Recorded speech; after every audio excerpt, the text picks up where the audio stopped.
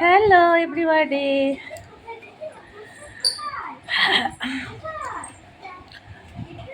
এখন বাপের বাড়িতে আছি, কালকে ষষ্ঠী করতে এসেছি। সবাইকে জানাই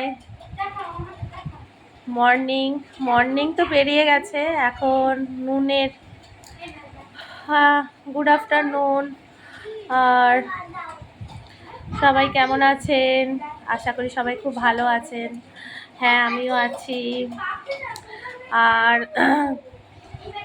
আজকে আজকে রয়েছি, কালকে আবার বাড়ি ফিরে যাব। আজকে দিনটা মা বলল থেকে যেতে। আর বর চলে গেছে অফিস, এখান থেকে ছেলেরা খেলা করছে আর আমি বসে আছি। মনে হলো আপনাদের সঙ্গে একটু কাছে আসি, আপনাদের সঙ্গে গল্প করি। আপনারা কীরকম জামাই ষষ্ঠী কাটালেন সবাই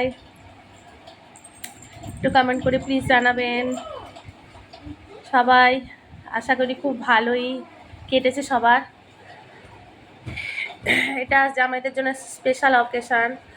আর যতই অফিস থাকুক যাই থাকুক, মানে সবাই কষ্ট করে ছুটি না পেলেও এসে ষষ্ঠী করতে আসে শ্বশুর বাড়িতে, এটাই রীতি আর কি।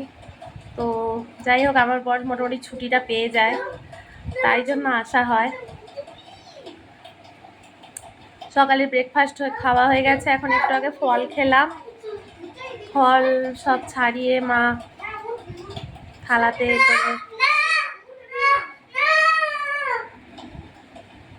আমার স্নান হয়ে গেছে সকালে। প্রচণ্ড গরম, এই গরমে কিচ্ছু ভালো লাগছে না, বসে আছি একটু।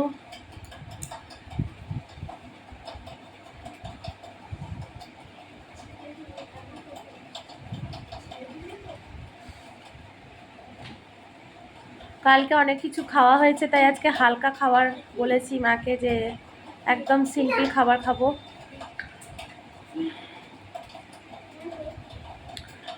ঠিক আছে গাই, সবাই ভালো থেকো, সুস্থ থেকো, আনন্দে থেকো সবাই। ছোট ছেলে পুরো খেপে গেছে, ও অনেক সকাল উঠেছে, ঘুম পেয়ে গেছে। স্নান টান করিয়ে দেবো একটু পরে, খাইয়ে দেবো, আবার কখন ঘুমিয়ে পড়বে। সবাই ভালো থেকো, টাটা, সবাই খুব ভালো থেকো।